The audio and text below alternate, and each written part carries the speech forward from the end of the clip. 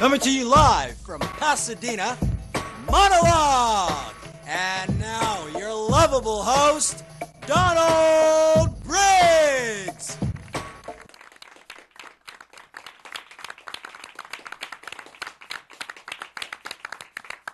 Thank you and welcome.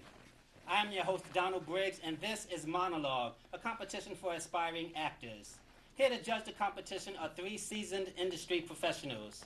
He's one of the most sought-after acting coaches to the stars and have appeared on CBS's Without a Trace. Please welcome Barry Pappett.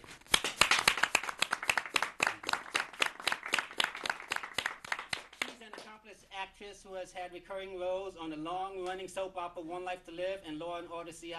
Give it up for McCall Sennett. He's an internationally renowned actor whose work includes Broadway shows like Pippin and The Chorus Line. Put your hands together for Mr. Justin Ross, everybody. First tonight, we have a very talented actor by the name of Patrick Hume, who's going to do a performance titled Four Flat Tires. Please welcome Patrick Hume.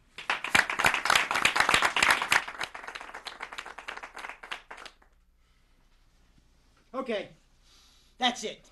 You hear me? That is it. I have had it. We are going to have it out right here and right now. And I don't care if you're ready or not, because here I come. So settle in. Man.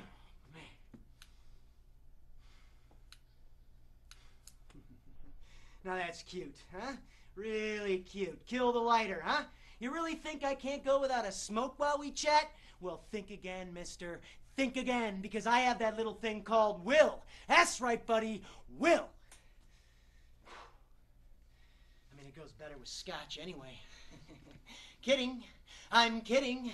Jesus Christ, a little sense of humor wouldn't kill you. All right, let's get down to it. I want to know why you can't just let a few things go my way. I mean, I'm down here busting my butt, and I gotta tell you, it ain't easy. You gotta know. I mean, for instance, last week, I'm over at Milo's. Now, just hold on a second. The plan is to watch Caddyshack. That is all. Harmless, good fun. I mean, you like Caddyshack, right? What? Can't answer? Okay, whatever. It's a classic. So, we're into the movie. And Milo wants to smoke a joint. It enhances his experience. So he lights up, takes a tug, hands it to me. Now, you know as well as I do that it is impolite to turn down an offering when you are a guest in someone's home. So what the hell? I take a hit. Now what's wrong with that? I do not know. What I do know is, the very next day, I have a huge callback for a hit show on NBC, and when I get out to my car, not only do I have a flat tire, I have 4 flat tires! 4! What are the odds? Not very good. That was you sending down another one of your messages at the worst possible time.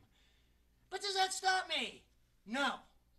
I improvise. I say to myself, it's only an obstacle, overcome it, and it will make me stronger. So I call my hooker neighbor Janet and ask her for a ride because she works nights. So we're halfway to the audition, making great time, and what happens? Her car explodes. Not just overheats, explodes in the middle of the 405. Now, why you gotta mess with a nice hooker like that, I will never understand, but you did. Anyways, here I am, standing on the side of the 405, 30 minutes from my audition time, and I do the only thing I can to get to my audition on time. I steal a car from a 90-year-old lady, and I make it to my audition in the nick of time, just to find out the role has been cut from the episode. So sorry, didn't your agent call you?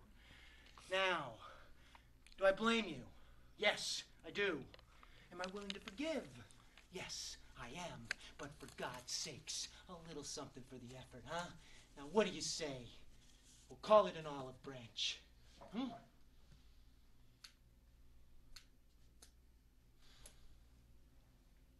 See you next week. Great job, Patrick. Great job. Oh, All right, right, good job, good job. All right, let's find out what the judges thought of that performance, all right?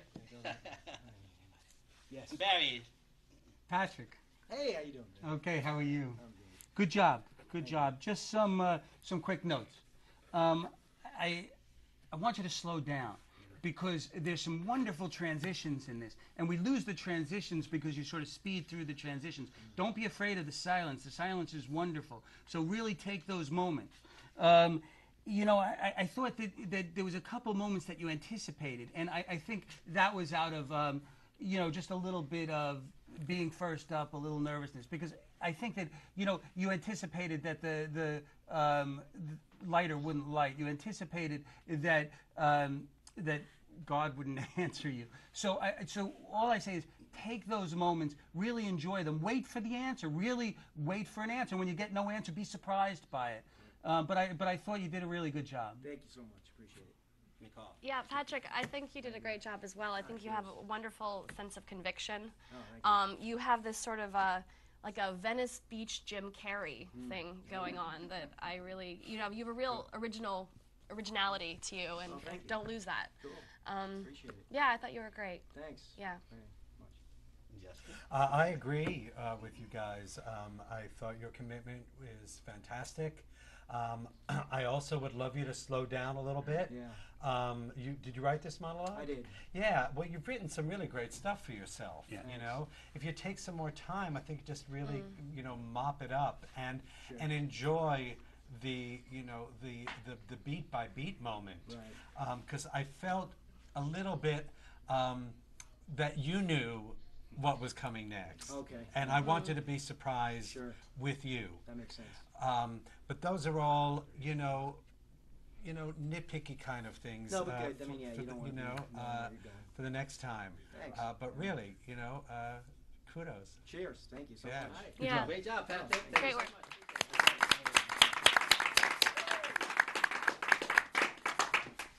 And our next actress for the night goes by the name of Grace Porter, and she's doing a piece titled Best Friend. Please welcome Grace Porter.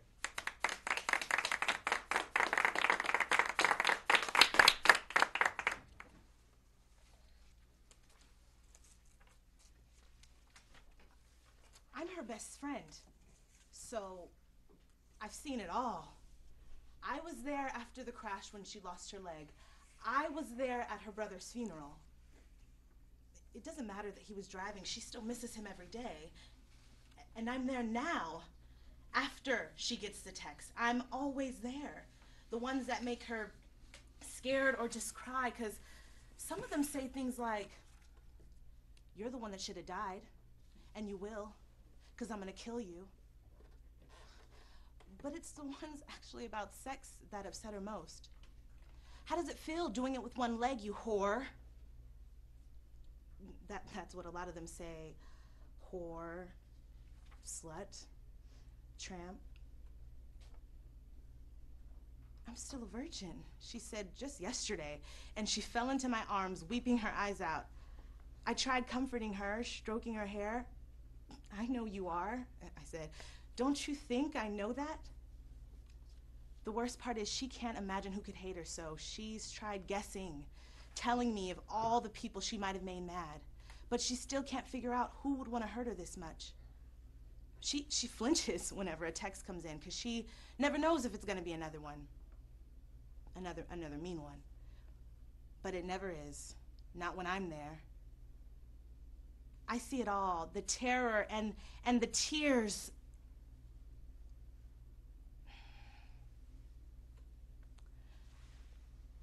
And she never dreams. Never for a moment suspects that the person sending the text the whole time has been me.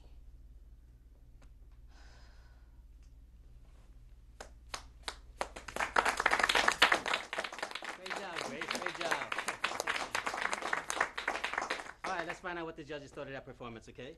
Grace, Hello. how are you? I'm great. How are you? Good, good. I thought you did a really good job. I thought that you could have even gone further with the bottom here. You know, I think that everything that you say about her is really about yourself, and you have to really, you know, bottom that in. And so everything that you say about her, you have to feel in your own bones. And I thought that you could have gone further with that. But did you write this? No, because I think it's really. I think it's what play is it from? Bullies. Yeah, it's very nice. It's very nice, and I thought you did a really nice job with it.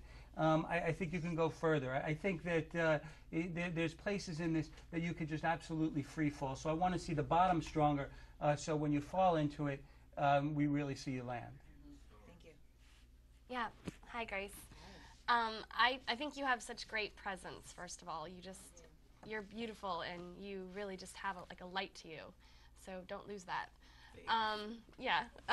I detected a little bit of nerves. So, that's not something, I think that just comes with experience. It's not necessarily something you can avoid, but you handled it well and you got past it. I would agree with Barry. I think that when you make that revelation about it being you, I felt like you were upset, but that's some heavy stuff there, and I feel like it could go further as well. I mean, that's like a really big confession, and that's got to be really, really difficult to admit, or it's got to go in the complete opposite direction where it's just malicious. And I felt like it was somewhere, in between. It didn't quite hit either, so I was looking for one of those. But thank you. Yeah. I think you did a lovely job. I think this is a terrific material. And you chose this monologue for yourself. Great. So you know your casting. So I think that's a really smart choice. I think you look terrific. Thank you. I like this outfit. I watched your audition tape. And I thought you looked very pretty, but I found, this may sound odd, but just in the world of auditioning, I found it a little distracting. You were showing a lot of skin and stuff. This seems much more appropriate, particularly for the character. I agree with these guys as well. I like the choice that you made at the end, because when I read the monologue, I thought, this chick's psycho. And it could go in that melodramatic way, but I like that the choice that you made to really make it serious, like there's something going on here. And maybe the way to transition into that would be at the very top when you say, I'm her best friend. I mean, to really help me understand the importance of that and how much you are there for her at the top, so that when you get to the end, there's a greater arc. Thank you. Sure. Okay, Lovely. Grace Porter.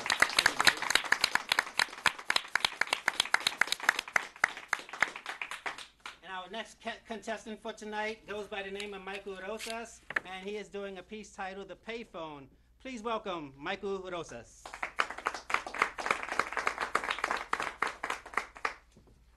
All right then, it's like this. I was cruising, chilling, on my way to the crib and decided to hit the pharmacy for my girl. Vaginal infection, you know. Pharmacy says 25-45 on those meds. I said, cool, that'll work. So I step outside, there's a payphone and a park bench, and I go cop me a squat. And I'm out on a 15-minute nod, only because that damn phone woke my ass up. It rings again, non-stop. I got all sideways. I said, hey, what the hell's cracking? This lady starts yelling and crying about hating life, suicide, and click. So I click too. It rings again. I let it go a few times. I pick up. She says, help me. Please help me. Drops me a location and click. Now I trip for a long minute because I'm standing on that street looking at them same numbers. So I bust a move. I get to the door. I throw a double knock. It pops open. Woo! Here's this gray-eyed redhead with a rack and a wife beater and a thong. Man, I stood there like some store dummy. You feel me? Then I said, were you the one calling that payphone across the street? She says, please come in and shut the door behind you. And I did. And I followed that round, plump bootay and them long-ass legs right into this bedroom. She says, drug of choice. I said, whatever. She splits. So I check out the ceiling mirror, the bed, a couple nightstands, a clock, a payphone, and I lay on that bed She comes back with drugs, drink, sets him down, bam! Mounts me in that bed like some quarter horse, dry humping me, panting, rubbing on herself, grunting like some wild hog. I ain't lying. Girl was getting her freak on. Girl was moving so fast, them big knockers looked like two fighting puppies trying to get out of a pillowcase. So I grab him. She stops, slides down, unzips and yanks my pants down. Damn! Out comes this cleaver. Son of a... Man, I grabbed her left hand with my two hands while her right hand is punching and slapping the crap out of me.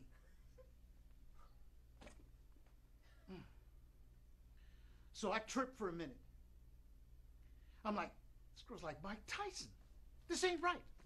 Off the bed, thump, onto the floor, still scrapping for like another 2-3 minutes. Then everything just stops. I'm on top of her.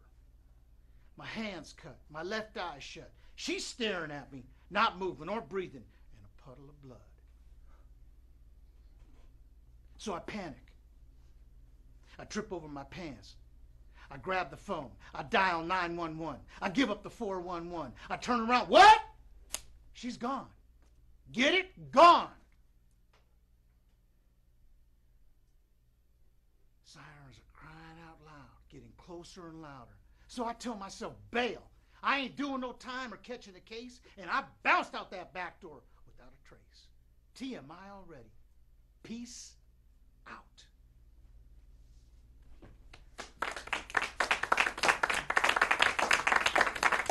Good job, good job. All right. Let's find out what the judges thought of that performance, okay? Sure. Okay. Let's do Larry. it. Michael, how are you? Good. How you doing, man? Very good, very good. This was from a Disney movie, right? Yeah, Disney movie. You knew that, huh? That's right. That's what I thought. No, you know, I thought that there was some really nice work here. My suggestion here, Michael, is that you're a really interesting guy. And I want to see you take bigger risks. Mm-hmm. You know, this is the kind of monologue that you could eat the stage up. And I want to see you go for every inch of it. And I'll tell you, you know, things like, you know, I wanted to see that girl more. You know, when you said, you know, she comes in here and she says, you know, what drugs do you know, I want to see her. You know, and so I want to see you take larger risks. And I think that as far as this went, it was very safe. And I think that you have more talent than being safe. So I want to see you go further. Okay. Yeah, I agree with that. I would like to see you, you know, almost come a little unhinged with it. I mean, this is some heavy stuff. You kill this girl, and you don't really, you know, I want to see at the end, are you remorseful about that? What's going on at the end? I don't necessarily get a point of view from you about how you feel about this. I also think that you have a little bit of a speech pattern with the words. It almost had like it would make a great like poetry slam. You know, it had this, but it had a rhythm to it, almost like a rap. And you need to throw that out the door, because that's not what this is. This is a story about something that went way wrong, and it needs to come from a place that's even if you're fronting and you're covering, you still got to be a little bit scared or something. So what's underneath that? I want to see that more. Okay. All right. Thank you. I love your look. I love what you're serving. I think you're very employable. And everything that they've said, I hope you hear as pluses, because it's like it's like I think we all just want to take you now and just mold you into that animal that this character is. Okay. You know, I understand, like when you say it's all kind of played for me on the same level, you know, of orally, in terms of the energy that you gave each beat. Who are you talking to? Who are you telling this to? I went back to the place. I'm talking to some neighbors, basically. Okay. I don't think that's a strong enough choice. Okay. I think that this guy is either talking to people that are in that same cell that he's in, because he did get caught on something, and he's telling this, and then this, one day this happened to me, but I would, or he's telling his buddies on the stoop, but it's got to have, I mean, you need to make a choice about who you're talking to that's really clear, so that it'll give you energy, it'll feed you. But all of that stuff, you know, I mean, enjoy it more, physicalize it more. You know, are you in dance class? No. You should take a dance class. I think you'll enjoy it. Whatever it is, whether it's samba or jazz or whatever, but get into a class where you're moving so that you're freer with your body. Well, everybody, Mike Rosas, thank you very much. Okay? All right, and our final contestant for tonight, here to do a piece titled Death Ship, is Betsy Thomas. Please welcome Betsy Thomas. You know, about, 7,000 miles out in the Pacific, there is a hole in the middle of the ocean. Now, the engineers, they put a pipe through this hole. As a matter of fact, they put several pipes, I reckon, so as to kind of hustle up the traffic, maybe. You know, when a ship reaches the beginning of the pipe, it bends in, it goes in bow first, and then it glides along well-greased rails. You know, after a while of this gliding, it reaches the bottom. It's a mighty tunnel. And there, the hands are all ready to put her up on a carriage that's pulled by heavy engines on 10-inch rails. You know, some of these don't have rails or carriages. And here, the ship just goes on the water under its own steam. You know, they charge less. It takes more time, but, you know, it has happened that a ship has sunk and become a total loss. And when it reaches the end, it's put up on some kind of a floating dry dock. And off it goes into the water without any damage done by the equator. Now, if I had money, I'd buy shares of this company, sell it no less than 22% per share. You know, because they can be had really cheaply. Because there's a lot of people that don't believe in either the company or the equator. Cheers.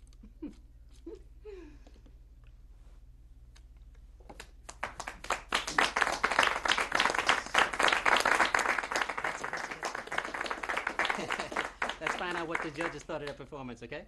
Okay. Hey. First of all, let me just say you're a beautiful woman, and I think you're wonderful. I thought that a lot of this today was ideas. It was sort of staged. So I didn't get to see you really living the life of this moment and living the life of this character. I would have liked to have seen you relax into her a little bit more. And you know, so when things came, for example, the drinking, what happened with the drinking was it's like, oh, I'm supposed to drink now, let me take a sip, rather than I need to drink now. And that happened all the way throughout the monologue. It became very staged. It was a series of ideas, and I really want to see you live the life. Yeah, I also felt like there were, you went from being a little bit drunk to very drunk within like a 2-minute span. And so, I don't know, that to me it didn't read as believable completely because we only saw you actually take a few sips. Mm-hmm. So maybe, you know, if you want that to appear, if you want to reach a point of really being drunk, maybe it's just you're trying to contain yourself more in the beginning and then it comes out. But going from a little bit drunk to really tipsy in a span of 2 minutes, it ends up reading a little bit false. I also wanted to know who you were talking to. I felt like I didn't know why you were telling this story or who this was for. You know, and I understand that when someone is when you're drinking, you are self-involved, but it's still there has to be that need, to tell this particular story to this particular person and what you want from them. And I didn't feel like that was completely clear. I mean, it's that said, I mean, I think it's a good start, and I think you just have to work out those details, and, Yeah. thank you. Yeah, I also wanted to know what you had invested in all of this, these facts that you were giving, what the character, had invested in it emotionally. I like that you chose, that it's a bar setting. I would have loved to have seen you go even a little further, that you had the drink, but to whoever, whether you're talking to the bartender or to no one in particular, really get more into the drunk. Thank you, Betsy. Thank you very much. Appreciate it. Now we're going to bring all of the contestants back out. Good, yeah, let me just say that this is the first show we've had where we've had 4 people who are incredibly castable. Every one of you guys could go out and get some work, and I think that that's really important to know. So I just want to wrap this up quickly, but I think you guys are great, and I think that, my suggestion is keep working hard, because every one of you, there's a place for every one of you in this business, and I really think that you should be out there working. Yes, I would second that. And you guys all picked great pieces for you. All the pieces, and I can't say that about every show. I mean, sometimes people are just completely off base with what material they're picking, and you guys are all picking pieces that really fit you. And so a big part of being a working actor is knowing your type and knowing, how the world sees you. So kudos to that. And yeah, just re-emphasizing, really specifically knowing who you're talking to, and a big, strong sense of conviction and knowing what you want, what the character wants. Thank you. Thank you. Thank you. It's a pleasure sitting here and sharing in your talents with us tonight. Thank you. I agree with my fellow judges. I think each and every one of you is a wonderful, specific type. There is work out there for you. And it was real exciting to see you if you can achieve what you achieved tonight, considering the waiting period prior to going on. Absolutely. And all the stuff that was going on in the studio, then you're definitely headed in the right direction. And the winner for tonight is Patrick Hume.